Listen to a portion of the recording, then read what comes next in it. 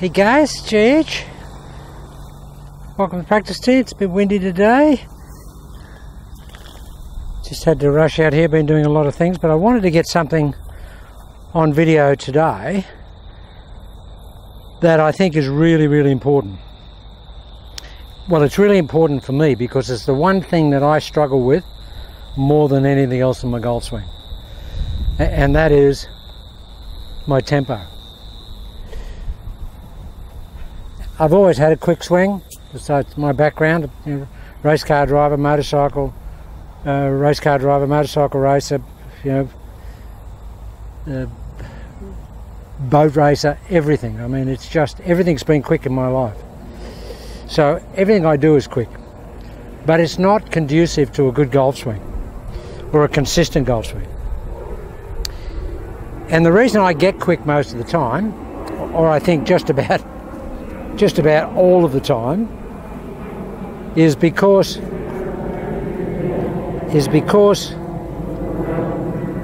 I swing short. You just think about the mechanical logic of a short swing being a fast swing.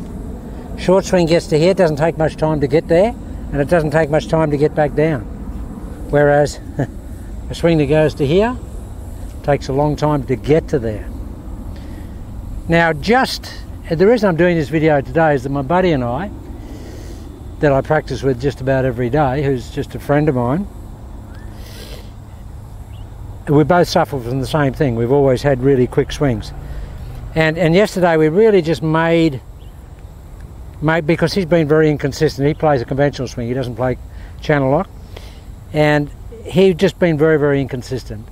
And I know when he's being inconsistent because his tempo varies enormously. And so we just worked for an hour and a half on his tempo. And we got him hitting it great. Now the knock-on effect was that I was working on his tempo and it knocked onto my tempo. And I just hit it unbelievably good. And what was I working on? One thing. Trying to get down here, nice solid address position, and on the backswing, just turn my shoulders fully and just try and let the club get to here, and try to actually pause at the top of the swing. For any of you guys that can get access to old YouTube video, have a look up for Wayne Grady, Australian guy, when he lost the British Open playoff to Markel Cavecchio. He was in it with Greg Norman and he won the US PGA Championship, I think in 86 or 88 or something like that. But Wayne was renowned for this. Wayne was this. That was Wayne's golf swing. And he always had impeccable timing, he always hit the ball great.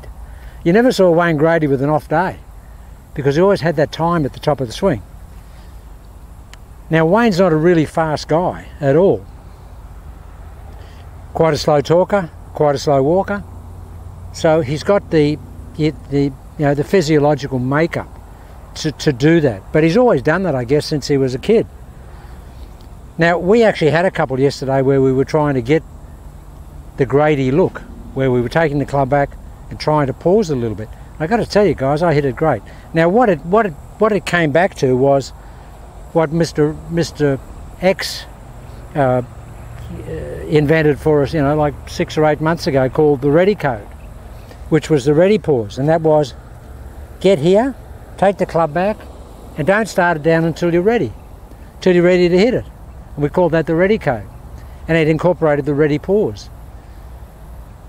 Now I hit it great back then when I did that. Hit it sensational. And but like anything, guys, we just get away from it. And I struggle with my tempo all the time.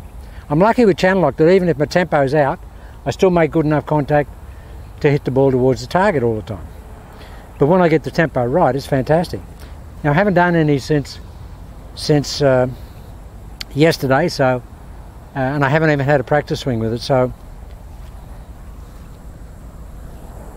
but this is what we were basically doing. I was trying to take a full turn here and then go with a quiet body and those arms just dropping, which we're working on. So this is first hit. It's going to be basically super tempo. Get in here, get very heavy, When I say heavy, guys, we want the club to feel heavy. We want your hands to feel heavy and your arms feel heavy. You know why? Because it's very hard to jerk all those away when they feel heavy. When they feel light, you can bet your life that your hands are active and your physiology is active. But when it's heavy, everything is slowing down. And that's what I try and say to most people. Just try and feel everything heavy with your arms and your hands. Isn't it funny to watch Bill Phillips and Matty Gray over there doing videos at the moment? They're all rugged up and it's like 25 degrees. It's like 100 degrees here at the moment. And if I could stand here with just my swimmers on, I would. Because it's so hot. But that's the difference, isn't it? I mean, they're a half a world away and the weather's so different. So I feel for you guys, Billy Tinker and Matty Gray, and some of the videos they put up on MMI were great, guys. Yeah, they know Channel Lock inside and out, and they're really contributing some great stuff. Okay, so here it is. So this is what I'm going to contribute today. I'm going to contribute some tempo and the ready code.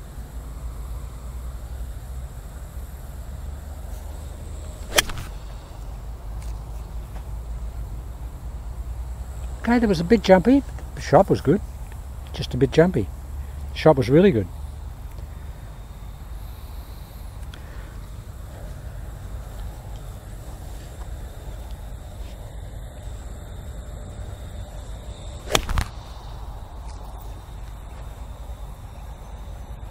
Guys, you've got to feel like you've got a ratchet in your shoulders. And you ratchet it back, you go ratchet, ratchet, ratchet, and then the ratchet grabs and it stops you there. So hard to do. Probably take me a couple of shots to get it. Come on.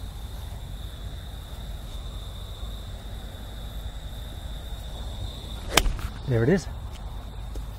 Okay, that's not Wayne Grady, but that's JH's version of Wayne Grady.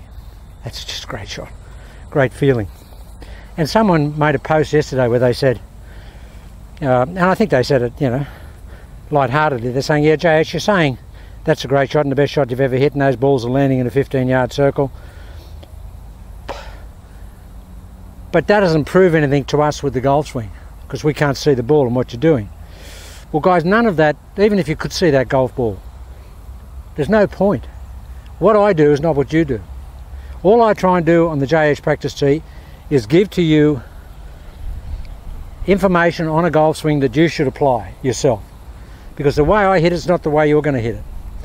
My capabilities, you know, yours may be better than mine, but most of the time I would suggest the guys learning that they're not quite as good as mine. So you're not going to hit it like I am, and you're probably not built like I am, and you don't have, you know, the components that I have. So we're all going to swing it differently. So you shouldn't be trying to worry about where the ball goes for me. What you should just take on board is the base mechanics and the premises of Channel Lock and apply that to your golf swing, because nothing else matters. The way I hit it, the way I flight it means nothing to you. Nothing. Because you're not me. And you probably can't hit it like I hit it. You probably hit it better, some guys, but most of the time you won't hit it like I hit it. Because I'm me and you're you. But the main thing is the message, guys. Don't worry about what I do. Just try the mechanics. And if the mechanics work for you, you'll get the ball flight that's indicative of you, not of me. So don't worry about where the ball goes. I'm telling you where it goes for me. But you don't have to worry about all that and seeing the ball flight. Don't worry about it. I like seeing Tiger's ball flight. What's the point in seeing Tiger's ball flight? You can't swing like Tiger. I can't swing like him. What's the point in seeing his ball flight?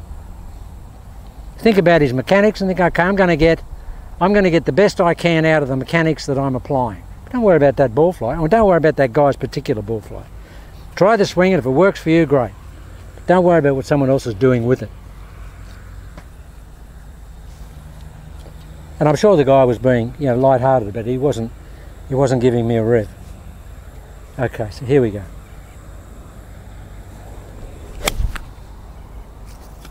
Well, I don't know what that looks like, guys, but it feels great. Well, and it certainly feels a lot slower than my normal swing. Guys, I'm always nervous here, but you know, you see me looking down there, a lot of people, it drives people nuts. It drives my wife nuts. She said, why are you always looking down there? Because a lot of people hit from under the covers over there. And you can't see them, but I can hear the balls going over me. and I can see them landing over there. And so I'm always sort of trying to keep out of their range, because this is actually a green here where a lot of people hit to. They're not supposed to from down there, but they do. So that's what we call the nervous stare down there, guys. I'm not doing it because I've got the FBI chasing me or something. I'm not the fugitive. So watch this guy. Big backswing.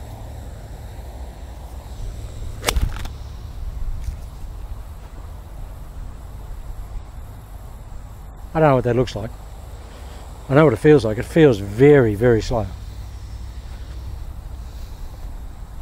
And you know what? That's what I'm going to do for the rest of my golfing days. I'm going to try and implement as hard as I can that tempo. Now, I'm not Wayne Grady. And the point I made a moment ago, it's a little, I'm actually being a bit, just going out completely against what I just said. Don't try and swing like somebody else. Well, you can try and swing like somebody else, use their mechanics, but don't worry about their ball flight. Their mechanics, or the facsimile of their mechanics in your golf swing, will produce a different ball flight most of the time. But I don't want to have Wayne Grady's swing per se. I'd love to have his ball flight, but I just want to have his tempo. I'd love to get Wayne down here one day and just talk tempo. I might ring him up or send him an email and just say, I'll come up there, grades, and can we just do a video for my guys on your grade tempo? He's a great guy. Anything to do for golf, Wayne will let you, will help you. Okay guys, so here we go. Get into the legs here, look behind the ball.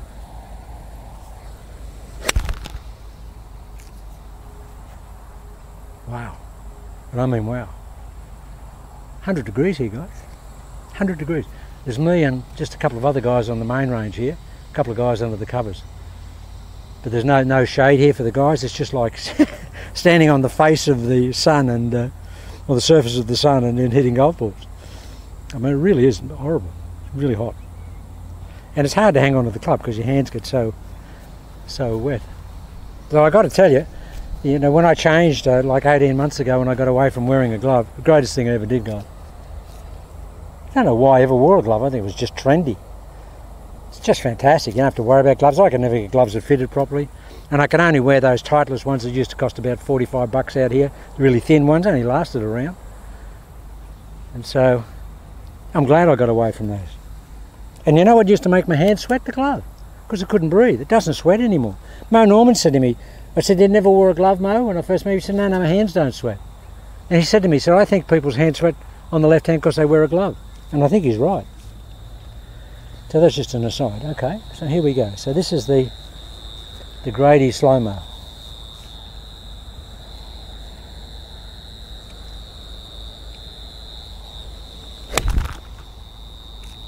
Well, that's not quite the ready code, but I'm learning it. See, the old program will come across. That's what we call cross-programming. That's what's called cross-programming.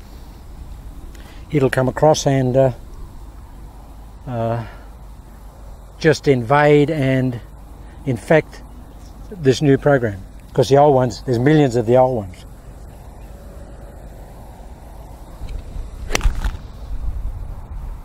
Yeah, that's a cross program. That's a cross program.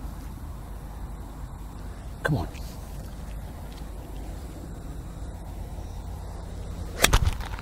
There it is. It's not easy to do. I mean, for me to change it, it's really hard. Because as soon as I get to the top, I feel like I want to jump. I just feel I want to jump.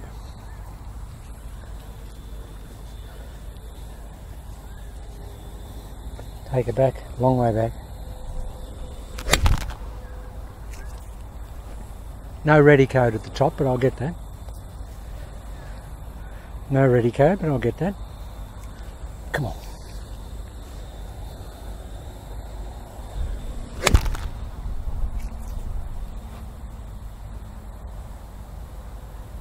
I'll tell you why I'm not getting the ready code. Because I've got a little bit of this going. I can feel that. As soon as I get to the top, I'm just doing that. I haven't got the 5 o'clock nose. That's what it is. That's exactly what it is. I know that's what it is. I felt that on that downswing. Okay, so a lot of 5 o'clock nose.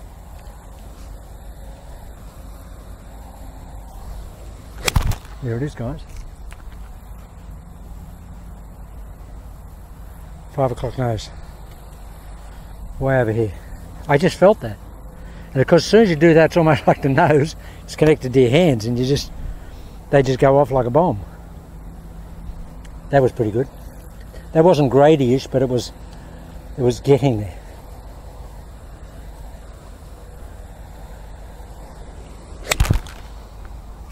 Wow, guys, I mean, that's...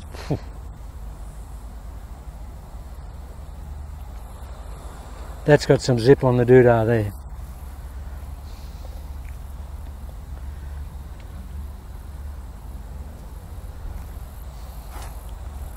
That's really powerful golf shot.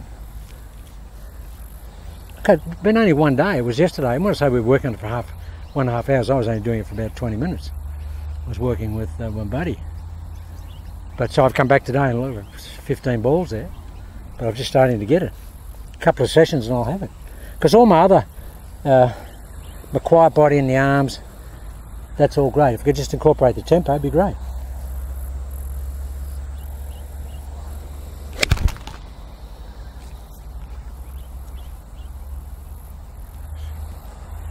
So much bend on the shaft. A lot of bend on the shaft. Hitting out of a little depression here, guys.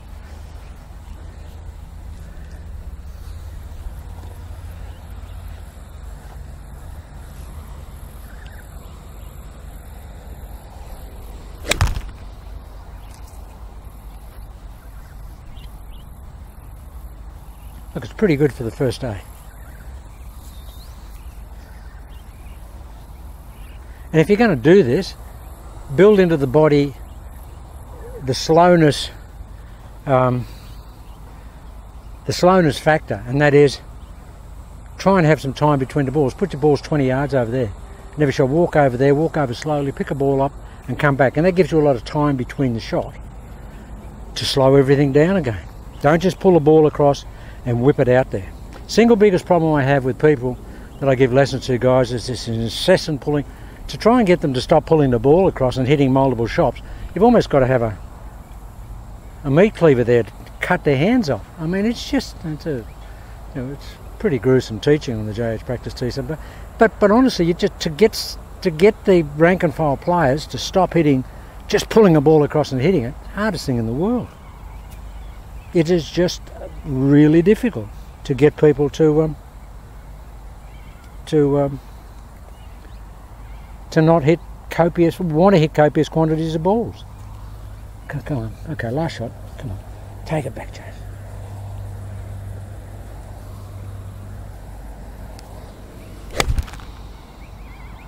I jumped at that.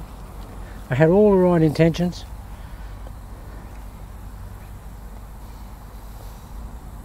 It's just that ready code that I haven't got. I mean, the ball, great, but the tempo's not there. There it is. That's pretty close. That's pretty close. One more. It's going to take me a couple of sessions, guys, but I'm going to work on it diligently. Last shot. Okay, the last shot will be a driver. Let's see what it looks like with the driver.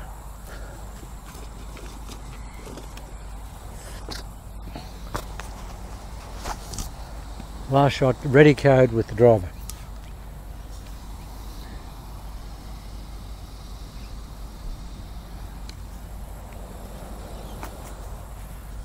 Some of the drives I was hitting here yesterday were just sensational. And for someone that, well, while I'm here, somebody posted, so is everything the same with the driver? Yeah, it is, guys. I've said it many times before, but a lot of guys have probably missed it. Everything's the same. And the reason it's the same is because you don't change. The reason it's the same is I have my arm in the same place all the time. I don't push it out as the club gets longer, because that affects your balance. And so for me, I just feel my driver is just a long wedge because my arm's in the same place. So to answer that question, the driver is no different.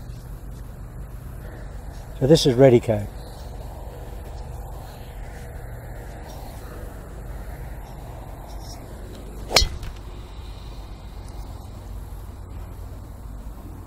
I did another one of them. Whew.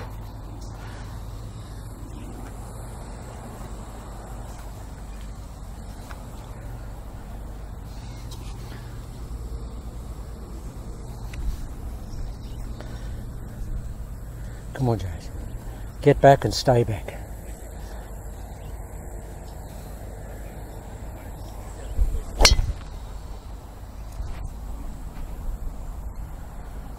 Okay, but that's the start of it. So it's going to be, for me, it's going to be ready code, ready code, ready code. I'm not going to start down till I'm ready.